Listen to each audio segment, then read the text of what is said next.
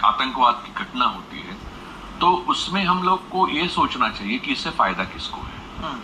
जिसको फायदा है वो पॉइंट पिन जो करके फिर हमें उसका पूरा एनालिसिस करना चाहिए। या ऐसी एक आतंकवाद की घटना होती है तो उसमें हम लोग को ये सोचना चाहिए कि इससे फायदा किसको है।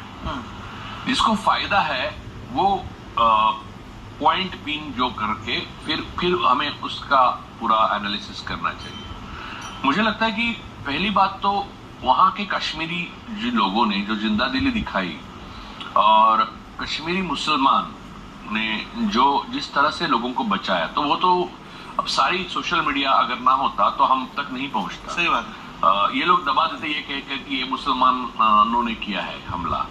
तो बात यह है कि हमला करने वाला या आतंकवाद करने वाला कोई भी व्यक्ति हो, उसका एक धर्म होता है, उसकी एक जाति होती है या कुछ भी होता है, लेकिन वो कौम पूरी जरूरी नहीं कि वो आतंकवाद के लिए जाने जाए। एक बात, अब प्रदीप कुरुलकर डीआरडीओ के चीफ थे, वो 4 पीढ़ियों आरएसएस में जाते थे, उन्होंने पाकिस्तान को जो खुफिया जानकारी दी, तो उसका कौन सा धर्म था, उनकी कौन सी जाति थी, पूछी नहीं गई, क्योंकि वो कुरुलकर थे, वो प्रिविलेज होते हैं। तो ये बात किसी ने चलाई नहीं सोशल मीडिया पे या गोदी मीडिया में। तो वहां पर जो हुआ उससे मैं पहली बात मैंने ये सोची कि ये बहुत भयंकर हुआ, लेकिन इससे फायदा किसको है। तो लोकल जो कश्मीरी है वो तो टूरिस्ट सैलानी जैसे आते हैं, उससे उनको फायदा है, आर्थिक फायदा हो रहा है, नफा हो रहा है।